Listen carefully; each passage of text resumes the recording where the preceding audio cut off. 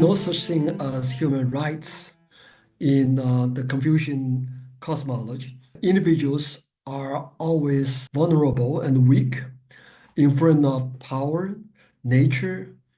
So this would bring me to my recent research on using insights from East Asian medicine for political healing. I think it would be helpful to rethink the notion of body in international relations as well. Maybe you should also try to change the mindset, not to ask what China wants or not to ask what would be the final solution, but just to ask what would be feasible for you and for China, and also for you and also for other East Asian nations. What will work for now? Our fundamental ideas about the self, the other, and the world are called cosmologies. This conversation is on cosmologies in international relations. It approaches what is feasible in Chinese-European relations. Welcome everyone to this Cosmolab video. Thanks a lot for watching. First of all, I would love to start with introducing our speakers to the conversation we have here. Now, our first speaker is Chih-yu, who is a visiting chair professor of Tongji University in Shanghai and professor emeritus of National Taiwan University. Now, over the course of his career, he has done an enormous amount of work on Chinese international relations and the myriad ways in which these are shaped by Chinese worldviews, epistemologies, and cosmologies. Our second speaker is Ching-Chang, who is a professor of international politics in the Department of Global Studies at Ryokoku University in Kyoto, Japan. Ching-Chang works on the development of non-Western, especially East Asian international relations theory, critical security studies, and post-colonial studies. And our third speaker is Huang Chiung-Chiu, who is professor at the Graduate Institute of East Asian Studies, National Chengchi University in Taipei. She works on Chinese foreign policy, international relations in Southeast Asia, particularly Vietnam, and international relations theory. I would like to start here with Chih. And a core assumption of the focus on worldviews and cosmologies is that people tend to look differently at certain issues through different worldviews. For instance, on a topic like human rights, there is quite a discord between Chinese and Western perspectives. How would you go about explaining such a situation? You have the Confucian society that believes in teaching autocrats because they don't believe individuals have power to control the ruler. So they teach autocrats and let autocrats feel that they are vulnerable. If they don't do well, if they don't provide welfare to the population, they will fall. The falling of the bad autocrat is almost automatic in the Confucian teaching. So it's a kind of a teaching the autocrat. And this has a lot to do with international relations today. It's a lot to do with the way people looking at international organization, right? So the responsibility is always lie on the shoulder of the ruler, not on the people. But the people have the ultimate power to determine the fate of the ruler. How they will determine the fate of the ruler, nobody knows. That's the famous saying in the Confucian teaching that population is like water. Water carry the boat, which is the government, and water also overthrow the boat. And the boat doesn't know when the water will carry them or overthrow them. So the boat has to be taught. So the boat would act safely from the boat's point of view. So the ruler and the autocrat must take care of the people. And of course, just like liberal democracy, human rights might be violated all the time, even though people believe in that. Autocrats or ruler can abuse their power, even though they learn Confucianism. So that's how each society would find solution to their own evolution. You cannot use the solution to the problem of evolution in a liberal society to solve the evolution in a Confucian society, and the vice versa. If we talk more about alternative cosmologies that are also in the same system, for instance, Taoism. How would you see this relationship to be in relationship to the Confucian tradition? Perhaps Ching-Chang could say a bit on this. Historically, Confucianism and Taoism, they entangle with each other, and they share some classical texts. And I have been working on East Asian medicine. Yeah, today it's often called traditional Chinese medicine, but in the PRC today, it's neither traditional nor Chinese. So I don't want to confuse people. I would just say East Asian medicine, which has been practiced by many societies in East Asia for centuries. And this East Asian medicine has been informed by Taoism heavily. But historically, for practitioners of East Asian medicine, they were typically Confucian scholars. So they were proficient with both Confucian texts and also Taoist Yin-Yang dialectics in order to be a good practitioner. And I will just bring this conversation to Chih's earlier comments. When East Asian practitioners, medical practitioners, they try to treat their patients, it's very much about how they relate to their patients. And the best doctor would try to feel the pain, to feel the pain of the patient as if they share the same body. So like that means that they blur the distinction between subject and object. And I think this is informed by the Yin-Yang dialectics, which doesn't subscribe to a fixed binary opposition. So it's not like yin versus yang. In fact, yin and yang, as a dialectical process, they constantly not just contain, but also transform into each other. And if you look at the yin-yang diagram, you know, within yin there's yang, and within yang there's yin. And the curve means that they're constantly changing into each other, and there's no end to this process. So this can give us a lot of inspirations about ontology, epistemology, and even temporality. So I think if we are curious about this kind of worldview or cosmology, it might have a good relevance for policy making as well. Thanks a lot. Would you like to get back to this, Chiung-Chiu? Well, I think Ching-Chang's comments on yin and yang actually offer a very good clue for us to see China's so-called the blueprint for its executional grand strategy, which I think there are so many different interpretations. For example, how we see the Belt and Road Initiative and how China has been trying to get involved in all kinds of affairs. For example, China has been successfully helped dealing with part of the Middle East crisis. I feel that's quite, it's actually quite helpful if we begin from understanding of the yin and yang, like Ching-Chang say that there's always part of yin in yang and part of yang in yin, meaning that it's very difficult to do the binary thing, right? It's very difficult to say, well, this is a white and that's a black. There's always a mix right there.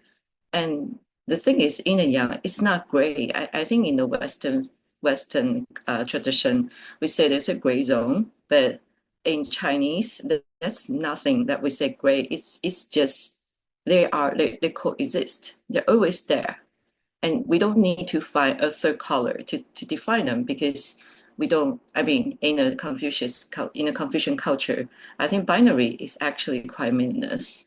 the core of Confucianist thinking is to educate the elites to also take care of their populations and to be accepted by the collective. On the other hand, if you talk about the human rights discourses from the Western style, is more to teach people how to critically examine power in their own context. And if you put that on civil society, then it's actually the local populations that are being empowered to rise up against their leaders. And this is exactly doing the opposite. And therefore, this shows why we need these kind of conversations and why such frictions emerge between the two. I know you've done work on harmonious racism in the China-Africa context. So do you see any relationships there?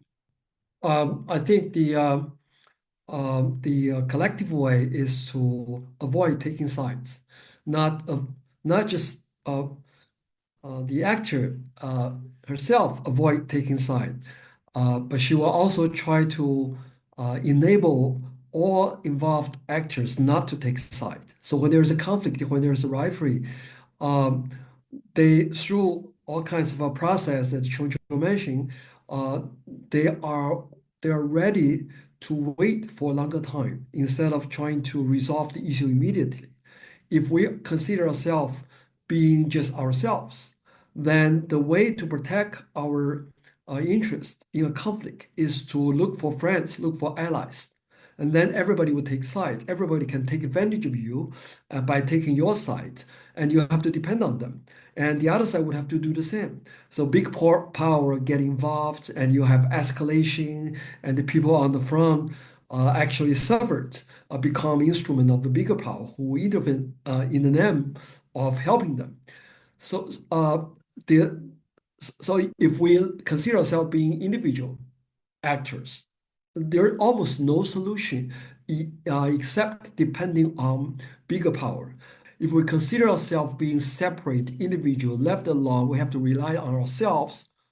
That's very different from we come together. We're not powerful. We have to rely on our teacher, we are on our leaders, our rulers to group ourselves. Then the world and approach become very different. But that doesn't mean that people living in a collective society have no need for individual space, or the people being taught as an individualist had no need for collective belonging. That's not true. But it's simply that our discourse does not allow them to learn from each other and to unlearn their own cosmology. In Western democracies at the moment, there's this surge of people that actually seek to belong to a collective, right? That's the far right, and they seek to focus on creating exactly a certain way of forming a collective. So fascism is kind of collective idea, and that come to the rescue of those people who suffer poverty under the liberal circumstance. Liberals could not resolve this problem. So fascism rise up.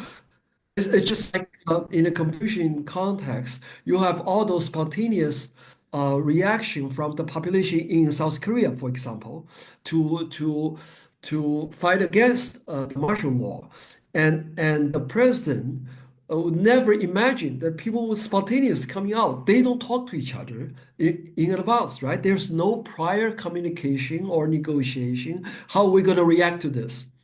That's water, right? Water, you think water carry you, but then the water turn out to overthrow you because people come together spontaneously. It's also like a country of the global south come together in the United Nations to defy the wish of their former colonizers and then stand on the side of Palestinians instead of Israel. So this is colonizers are used to rule the former colony separately, right? And they have completely different conditions. They suffer social cleavage, but then they somehow they come together. You don't know. That's the power of the collective. Unpredictability of the collective is its power. And what should policymakers in the Netherlands take away from this in dealing with?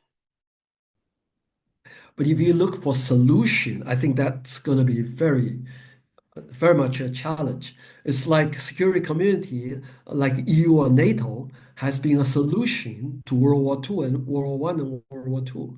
But then they never resolve anything. They become a threat to the rest of the world. So the security community doesn't really help. Security community is supposed to restrain former colonized state from colonizing other country again, but then they continue to depend on the supplies of their former colonies. The exploitation continues, even though it's the security between the colonizer states, security community between colonizer states. So we need a different kind of a community, security community. I think it's very good for European and Asian and the Latin American countries to come together. As a BRIC is a very good model because these countries come from very different parts of the world with very different culture.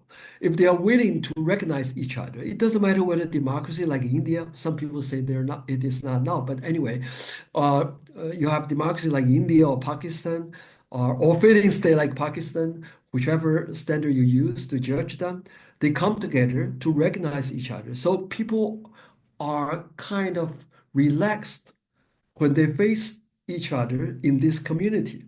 They know, like China and India know, that India is not going to conquer China. China is not going to conquer India. Their problem is about dignity, is about the mutual recognition, and they fail to do that over a very, very small piece of land.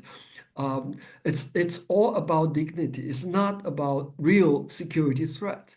And you have a security community like that, then you know Pakistan, even though a friend of China, will not join China to fight India over the China-India territorial dispute. So that's almost a guarantee. That's a security community. A security community not relying on self-restraint of the colonizer state, but relying on the recognition of each other being independent and sovereign. And use the metaphor of diplomacy is very useful. I think diplomacy assumes that we cannot understand each other in a very deep way.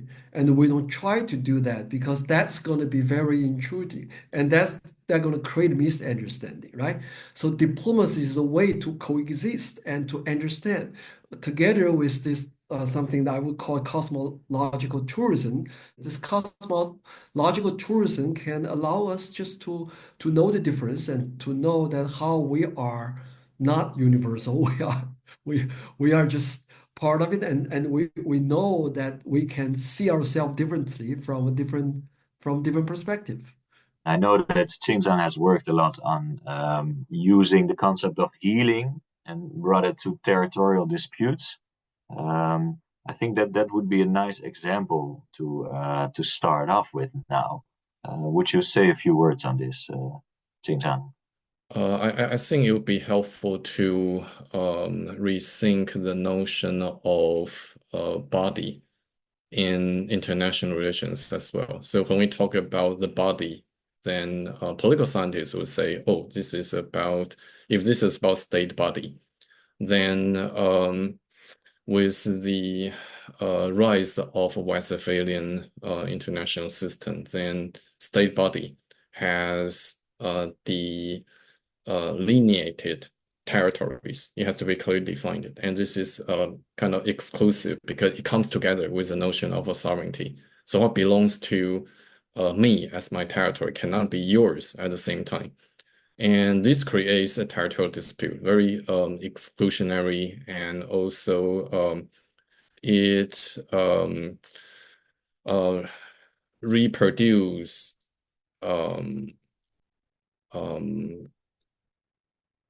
binary oppositions in Westphalian international politics. Now, if we can learn from insights from East Asian medicine, the notion of body, in fact, it cannot be exhausted by the idea of a physical body in biomedicine. And the notion of state body actually comes from biomedicine. And in East Asian medicine, the boundary between body and the external environment, in fact, is very blurred. and also is it possible to reimagine the body and organs in a way different from biomedicine. We don't look at those organs as a concrete entities, but they become what they are through their relations with other organs, other body parts. So a lung become lung because once it enter into relations with other organs, it produces functions. So if we bring this to IR, what does that mean?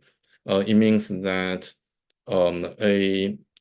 if a territory which is under dispute between two sovereign states and they recognize that it's possible to rethink their political body differently, they can imagine they share a political body beyond sovereign state, and the disputed territory could be transformed into a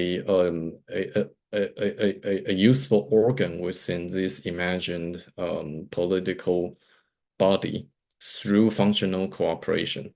And we can use this kind of insight to explain why there are some territorial disputes that could be managed in international relations. For example, the Svalbard islands between Norway and Soviet Union and Russia in the past. It could become a example where the stakeholders, they could share their dispute and focus on functional cooperation, because in their case they actually share a political body rather than trying to defend their Westphalian state body. Rethinking the notion of body would enable scholars and so policymakers to think about ontological exit for territorial disputes. And would you see any countries, policymakers already trying to implement such a way of dealing with border issues? So I would say it's not very helpful for the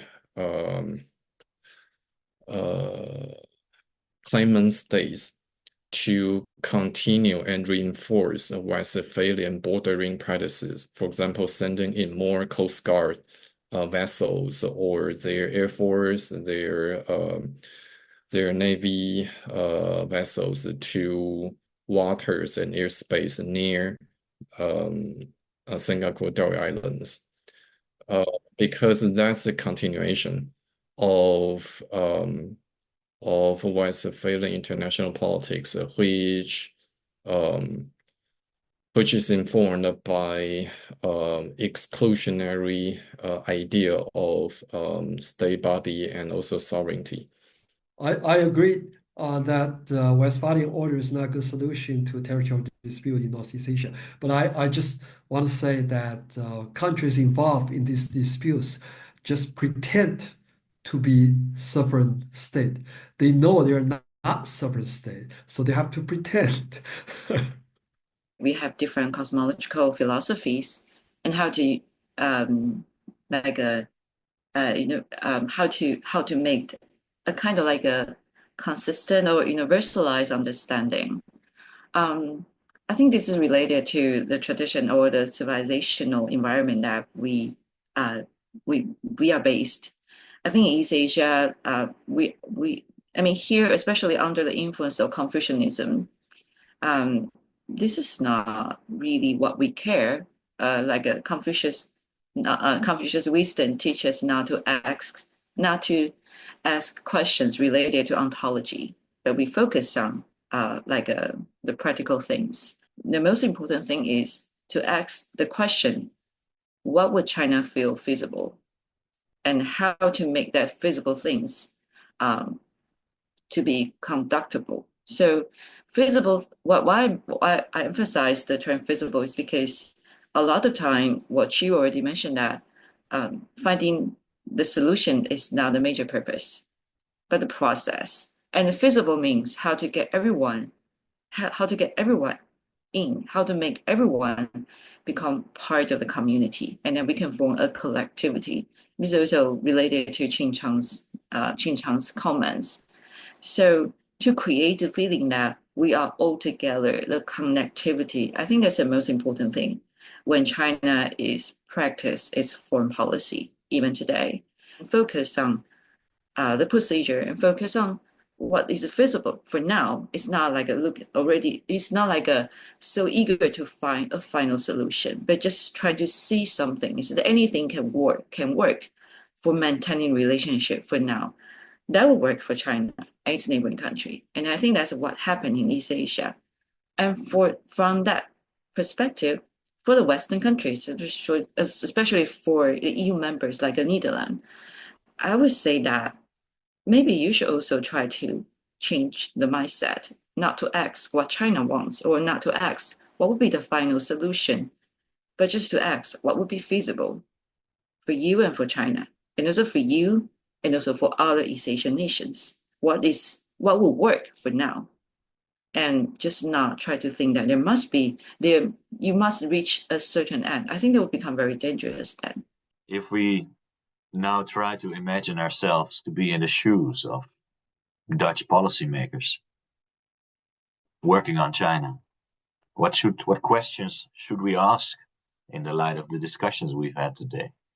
Perhaps we can ask ourselves if we see Chinese are trying to feed those people who are starving, or trying to enable people to develop and produce their own food.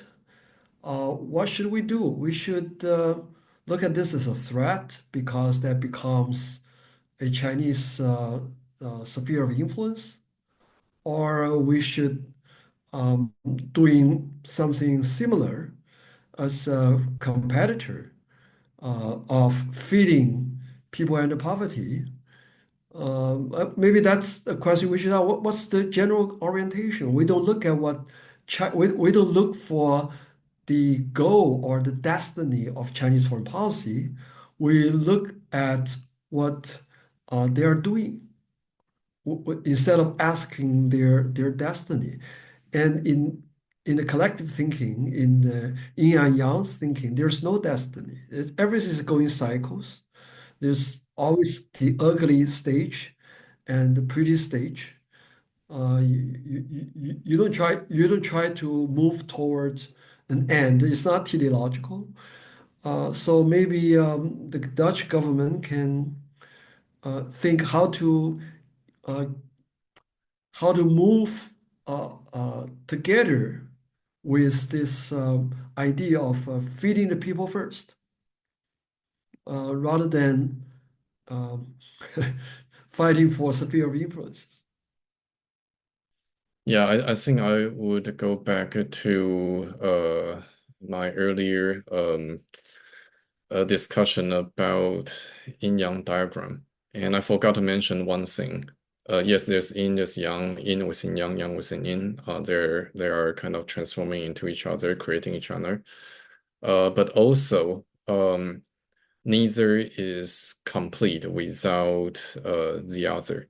This is very important. You need to have both in order to create the Tao. And so that's an important recognition of the fact that other has ontological parity. And I think if there's any message we can drive home today, especially for Dutch decision makers, it's important to recognize that their Chinese counterparts also have ontological parity, and no more, no less. And on this basis, we also recognize that in this dialectical process, Netherlands is in China, China is in Netherlands. Maybe sometimes you have some unhappy encounters, like espionage or spying, this kind of activities. But that's part of the process, because Westphalia is a part of this dialectical process. And you can also find there are counter movements all the time, which kind of balance the more negative or confrontational encounters. So I think it's important to not to essentialize or other any geopolitical rivals, and recognize that we're in a ongoing and evolving process of relating, and we become the political community we can become depends on how we relate with others. I think I would probably suggest the Dutch government can ask two questions. The first one, what is feasible for Netherlands and China bilaterally? What can you do without harming each other's interest while can improve the bilateral relations? That's challenging, I know, but I think just focus on what can be done, like currently. I think that would be pretty helpful. And the second one would be what is feasible for both China and Netherlands multilaterally, because China also get involved in many multilateral organizations. Some of them are created and led by China, like a FOCAC for Africa, the Shanghai Corporation, the SCO. For Netherlands also can lead or partially invited other EU members to see how, as a group, as a member of the group, the Netherlands can create opportunity to work with China on those multilateral setting. And I think thinking about to security community, how to communicate with each other, how to find a possible access to create a functional project that both sides can work together. That should be something Netherlands can do and become a member representing a group to reach out. I know your government is now also facing the dilemma that a lot of Southeast Asian countries are also facing right now. They're two great powers. We don't want to specifically be labeled as siding with either one. I'm not talking about Taiwan. I'm more talking about Southeast Asian nations. So the best way for the states that wish that not be forced to choose side, it's better to stay in the central. But if you are not if you are not becoming a collective, then it's very hard for the individual just to stay in the central and not to be dragged by either great power. I think we keep it here with this. We conclude here. And I would like to thank you very much for this conversation. I think it has been extremely fruitful. There is a need for planetary thinking, and we need to join a process to find out how this is practically feasible. And I think we will end with this note. Yeah.